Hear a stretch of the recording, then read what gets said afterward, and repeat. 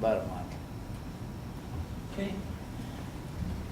So everybody see the minutes? Yeah, I did today. So since you read them, so quickly, you can do a motion. I'll move that we accept. I'll move that we accept the minutes of last meeting. I'll second it. Okay. And Mike may not tell us what's going on here, so I guess I'll go. But he's going to rush us through tonight because he's got a birthday celebration. Yeah. Where's the party? My wife's taken me out because we had cut our trip short this weekend. So, well, last week was our anniversary too, and we were going over to Portland to go see a Pixies show, and we were there Friday, and that all went good. But we were gonna stay up until Sunday. But Saturday, unfortunately, she answered her phone, and I guess they fired the department manager over at Walmart. So they actually told her to come back into work Saturday night. So we had to cut a night short and basically drive all the way back here from Portland Saturday afternoon. So that was fun. Yeah. Well, Yeah. I showed up in time today for birthday cake, so. Yeah. Exactly. So It's good too. So yeah, we'll go over everything except the action plan because that will take longer. So we'll just do that the next meeting. First thing I wanted to show you because we just got this in today is a concept that the Watsons and Travis Watts are putting together. It's called a Hop Thief. And it's actually going to be like a tap house, wood-fired pizza nacho place down by Les Schwab and Del Taco down there. So they actually gave like a 3D video of what they're proposing. So here it is. I'll show you all this. So it's going to have like a patio on the creek, and it'll be a pretty nice place. And this will be right at the Lamperti and Larch on the field that they own right now.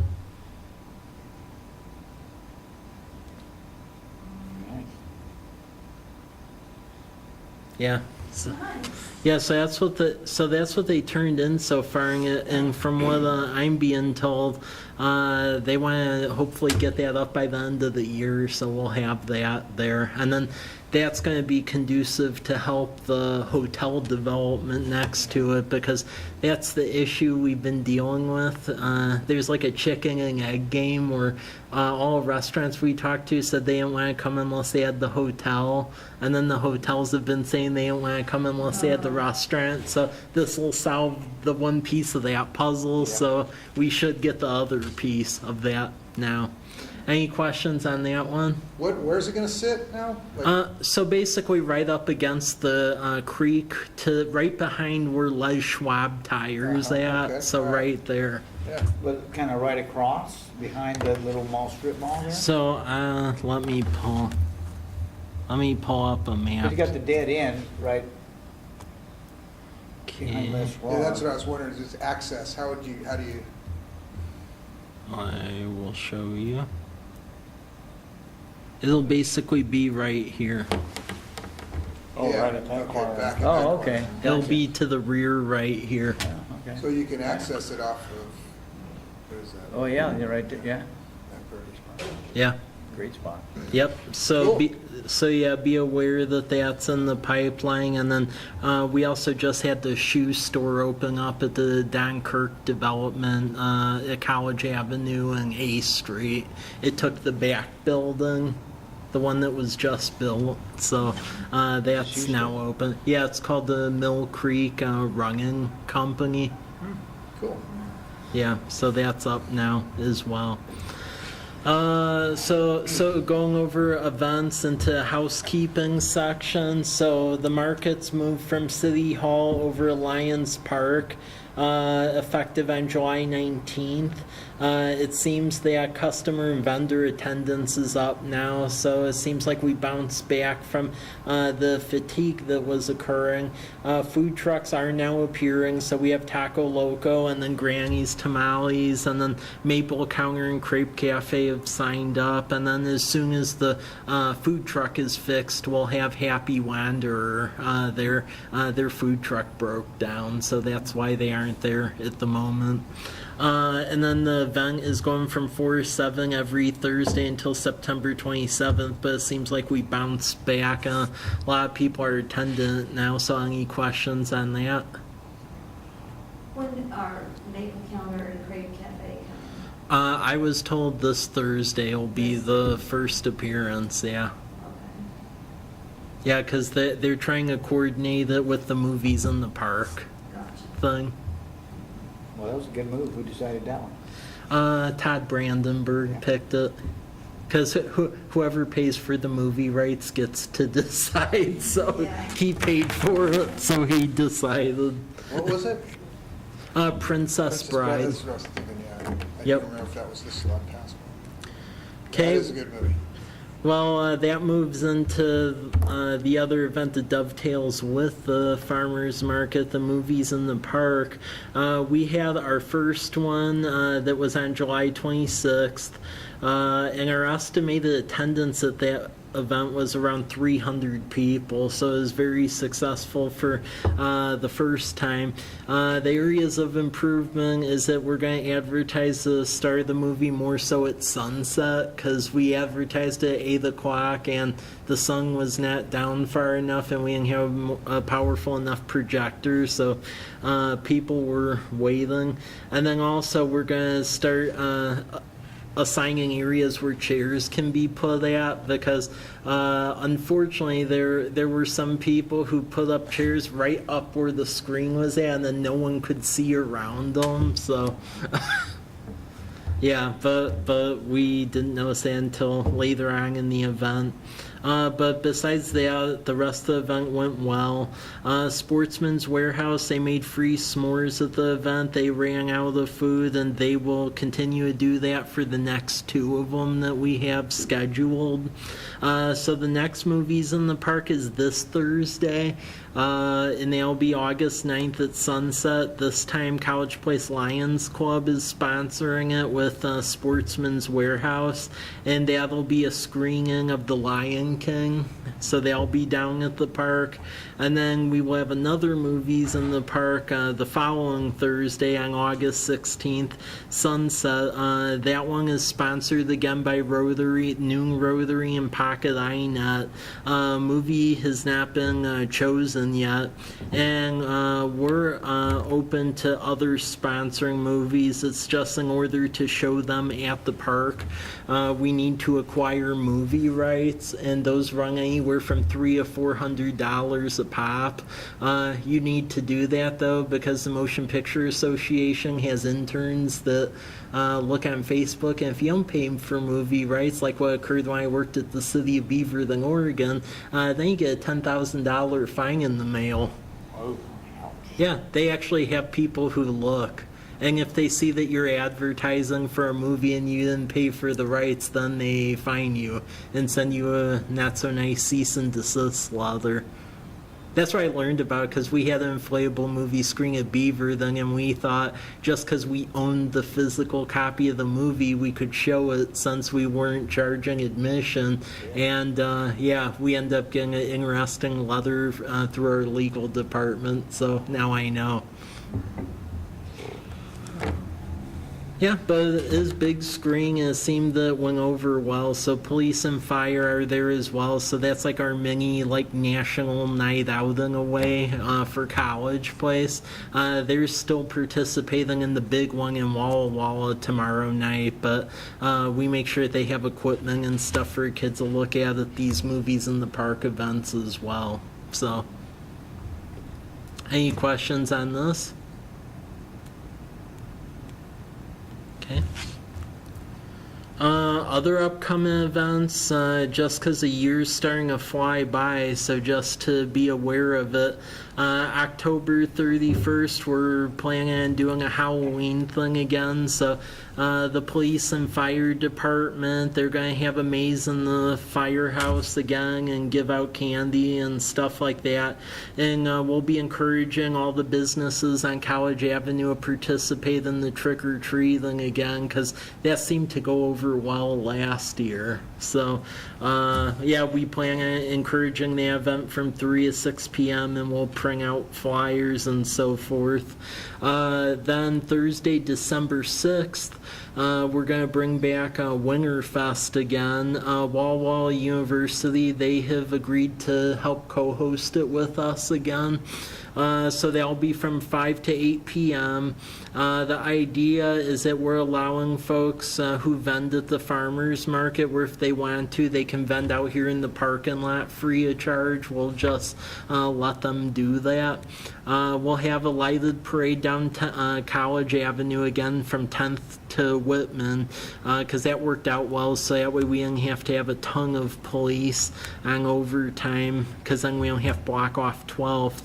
Hot cocoa and carols will be in the fire department. We'll have a tree lighting out by the street again. We're actually going to get an actual Christmas tree planted out there, so we don't have to keep hauling brand new trees every year, so we'll put one out there shortly. And then we want to do fireworks again. I'm looking for additional donors on this one. So far, I have 1,600 donated toward this. To do a bare bones fireworks show, it's 3,000. To do a fancier one, it's 4,000.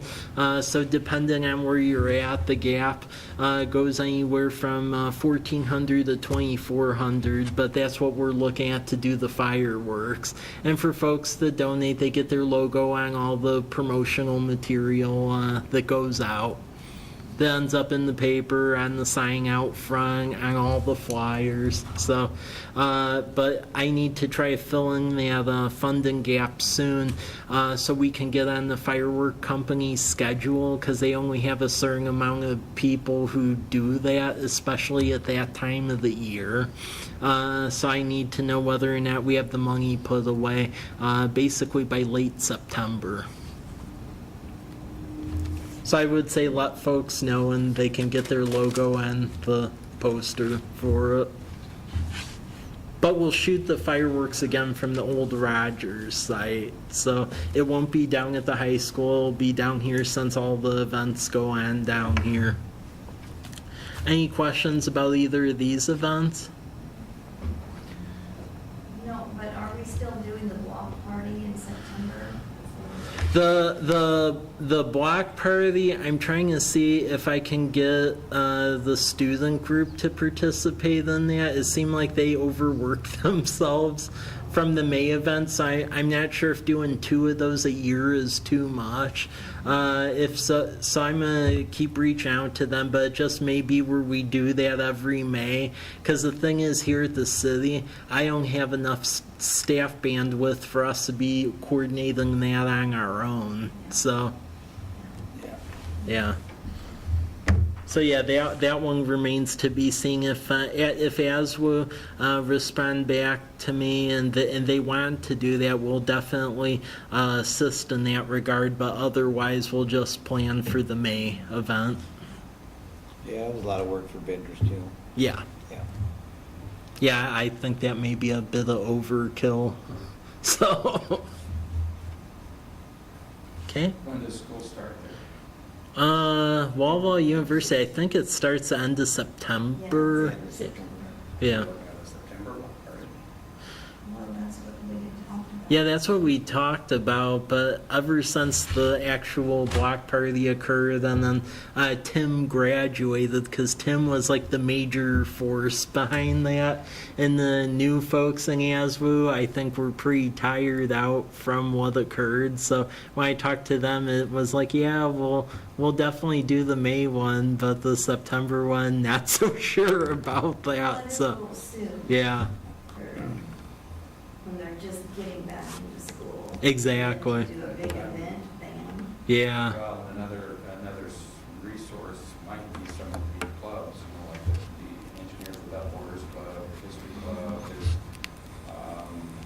there's a few clubs that, you know, if they may be interested in doing that, but, you know, as it is some sort of a small fundraiser.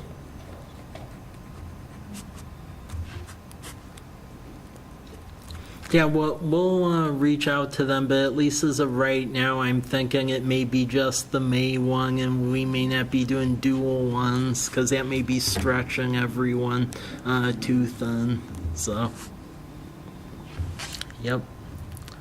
Okay, other housekeeping news. So the micro business assistance program that was certified through our city council upon your recommendation. So the interlocal with the city of Walla Walla is signed, so we are a participant in that. City of Walla Walla has the application up on the website, and we've been promoting it through our lobby, the signs, social media, newsletter.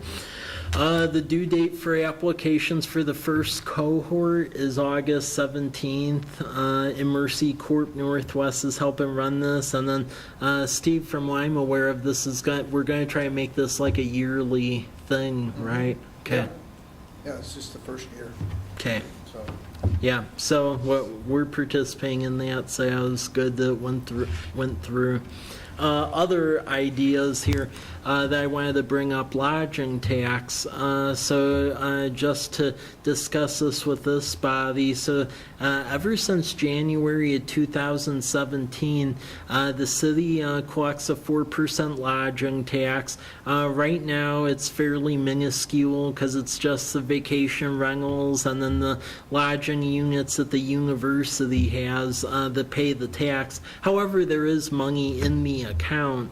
So there's a lodging tax advisory commission that basically recommends where the allotted money goes every year, and they're going to be doing a call for projects soon. And how it works is that either an organization that's going to do events or do capital where it puts heads in beds and there's people visiting the area, projects that can be awarded for that, and it can be either through organizations or the city can put in for the funds as well. So we'll do advertising for that, but some ideas as far as the city putting in for it is to once again advertise the city in that Walla Walla Valley Visitors Guide like what we did this year. Another idea, and I don't know if this would be proper or if there's other ideas, is maybe to put in for an allocation of money to go cover entertainment for the Freedom Festival next year, because I know that was a complaint I heard about the July event, that there wasn't like bands or anything prior to the fireworks. It was vendors and then the firework event. So I want to open this up if there's any ideas, because the city can fill out an application, and then the Lodging Tax Advisory Commission, they review it. They basically issue a recommendation to city council, and then city council can't nitpick it. It's either they vote completely up or completely down on the recommendation, because that's how the state regulations are pertaining to this money. So thoughts? I like the band idea. Okay. Yeah, definitely agree with that. Thinking about some other things, but I mean, we definitely, that was the major feedback I had too, is we needed that. Okay. Okay, any other ideas or? Maybe some like bouncy houses for kids. Okay. Yeah, good idea. That worked well with the block party thing. Yeah. Oh, yeah. Kids had something to do, Mhm. you know. Yeah. Got a lot of kids in the area now. Okay. Okay, anything else or? Okay. Okay, we'll go to the next item, which is development code brainstorm. I mentioned this a little bit at the end of the meeting last month, but now that we're getting near the end of the comprehensive plan, I just wanted to bullet what we're looking at, and if there's anything else that you would like us to mention to our planning and community development staff to review. So the comprehensive plan, that's like the vision of where you want the city to be in 20 years. in the development code, that's basically the how to get there. So that helps to basically guide how development is done in the city and what's included in that. So some initial thoughts of revision that staff is looking at, the home occupation, which this body passed already, so that's working its way to city council, so that's already going. Another one is accessory dwelling units or granny flats to try to help with housing affordability. Another idea that we'll have public participation in is the to allow or to not allow tiny homes. There's a lot of folks in both camps on that one, and I'm not really sure right answer on that. Also makerspace, explicitly allowing that like in the mixed use zones, because we have Ember Fuel and a couple of other players who are looking at establishing a space here in the city. Another one is creation of a university zoning district, because right now all of the university property isn't, it's pretty much a giant mess of zoning. Some of it is residential, some of it's commercial, some of it is public reserve, which doesn't make much sense because they aren't a government entity and it's not really a reserve, so I don't know how they got that. But basically the university zone, what that would say is that the university has a master plan, and pretty much whatever's in their adopted master plan, as long as it's gone through our planning commission and council, that would be what the university zone would allow. Another one is like a hybrid commercial light industrial zone for the 125 area, because as you recall, we're switching our urban growth area from the Martin Airfield area down to basically between 125 and Peppers Bridge and then Meadowbrook and Old Milton, so that way either retail or some warehousing could go in there. Another thing we're going to be looking at is revisiting parking codes, because right now, especially for the College Avenue area, pretty much if you do anything, you have to put in quite a bit of parking, and it may make more sense for, as opposed to having all these individualized parking lots, maybe if everyone contributed a little bit and instead there were like city-owned parking lots every couple blocks. That way you don't have as much parking all over the place. Another one is small cell ordinance, because there's this new technology called 5G. And what that basically does is previously you had like bigger antennas like what's on top of the water tower, and that would do internet all over the place. With this 5G technology, it's a stronger signal, but you actually need more of the antennas. So you have to put like these little antennas basically every block to half a block or so. And we need a code where it says that it needs to be tasteful and the general aesthetic of the neighborhood. Because it costs a little bit more money, but you can actually put little antennas on top of street lamps and it looks fine. They're not that big? Yeah, no, they're tiny, and those are fine, but like if you go in the foothills of Wenatchee, they have these weird cactus-looking things that got built, and they look like street lamps, except they aren't street lamps. The city still has their own street lamps, but it's like these giant cactus-looking 5G towers, and it looks horrible. So we need to make sure that that doesn't happen here, because there's a company that tries to do stuff on the cheap in the Pacific Northwest, and they're the ones who are putting up these like cactus installations, and they look really bad. So we need something for that. I've seen ones that look like trees. Yeah. Well, yeah, at least those look like trees. They look like trees, Yeah, yeah. the stuff I saw in Wenatchee, it made no sense because they don't have cactus up there, and they, yeah, it actually looked like a cactus, except it was about 20 feet tall, and they put them in line with the street lights, which doesn't make any sense to me because you would think they'd put it on top of the street light and just put the little couple-inch antenna up, but left over from the Tucson Yeah, installation. go figure. Another concept we're looking at is SEPA versus impact fees. So when you have a large-scale development going into the city, such as like Hayden Homes, for example, there's a lot of like bartering, for example, for what improvements they need to make, and some people think that's good because you're able to have conducive conversation. However, it's bad depending on who's at the table and general fairness from development to development. So instead, we're looking at maybe instead of doing that weird bartering SEPA process, instead just do impact fees. And what impact fees are is if you have developments going in and you know that there's a set list of capital needs to make the developments in the periphery go, you pretty much divide that up by the number of units, and then that's your impact fee per unit. So it's a scientific measurement of, assessing the impacts, whereas right now it's a weird process. So Does sound more fair. Yeah. For 'em. yeah. And then the last one's a short-term vacation rental issue. That's starting to become a little more of an issue because now that Walla has banned them, there are more people buying up homes here for short-term vacation rentals. I've been talking to John about this. I think we basically need to create a database and just monitor it and have a 1, 2, 3 strike your outlaw if, like, people are doing crazy stuff at the vacation rentals. I don't think we want to do anything as drastic as what Walla did where they went and banned everything. But this is generally what we're looking at. Do you have any thoughts to this or anything else that we need to be reviewing? It's like a pretty good list to me. Yeah, it is a good list, and I could probably go on and on, but it's your birthday.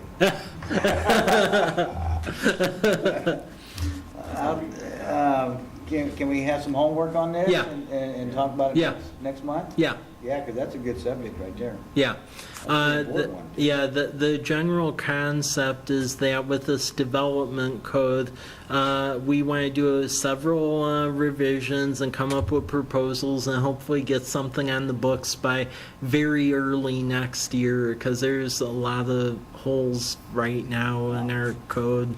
Another one which I forgot to put in there is dealing with the whole cryptocurrency issue because we have like cheaper power here. There are those companies that are like hanging around looking at building little server units, and what does that mean essentially? And do we want that? Because I know they're looking right now mainly out by like where the paper mill's at, but I know like out in Chelan and Douglas County, they've been doing moratoriums because of the draw on the power grid, and then also people doing clandestine stuff with it. So Well, some of the bigger problems are people putting them in the garage out behind their house and not letting the utility load know and start fires. There's all kinds of stuff going on with them. Franklin PUD just put a moratorium on them too. yeah, a friend of mine lives in an apartment complex in Wenatchee, and part of it burnt down because someone actually had an entire server farm running out of their apartment and it fried the grid in the apartment unit and caught it on fire. So, I probably get 3 or 4 calls a week of these guys wanting to. well, and the whole cryptocurrency thing is crazy too, because the thing is, you put that money down on it, at some point it's coming to an end, because the whole purpose of cryptocurrency is as you mine it, it gets harder and harder to get, and the fellow who programmed it actually has the algorithm where it expires in like 3 years. So you invest all that server money, but in 3 years, you're pretty much toast at that point, so I don't really get it. Yeah. So, I've talked to people who are making it and they don't get it. yeah. They don't know how. It's just basically speculation. Well, it is, and no one knows who actually made the code. It's this guy named Yeah. Yoshi Yakamoto. I asked the guy, how do you Yeah. how do you get your money back out of this? And he goes, well, I'm not quite sure. Yeah. People are so cool. So that's something we want to put in our code, because I've been aware of some people who've been snooping around to put blockchain stuff around here, and it doesn't really equate to that many jobs. So I don't really think we want to be doing a massive build out for someone putting a bunch of servers in a storage unit. So, yep. Their energy suck. Yep.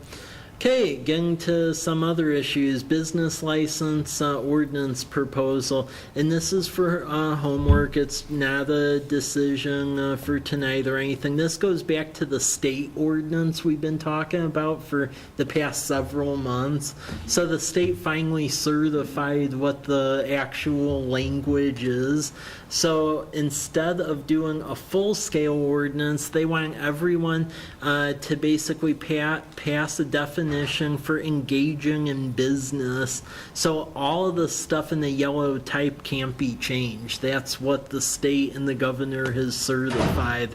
And then also basically a threshold for basically whether or not folks need to pick up a license, which is basically if you're doing $2,000 in business, then you need to get a license. However, locally, we don't charge a business license fee as a city. It's the state who does that. The thing is we're going to be under a tight timeline to pass this thing because we participate in the state business license portal, and in order to keep our portal current, we'll have to have this thing adopted by early October. They kick us off the portal and we'll be non-compliant, which isn't a good thing. The other thing that I added to our chapter of the business license code is pretty much just additional definitions for like a solicitor and a peddler.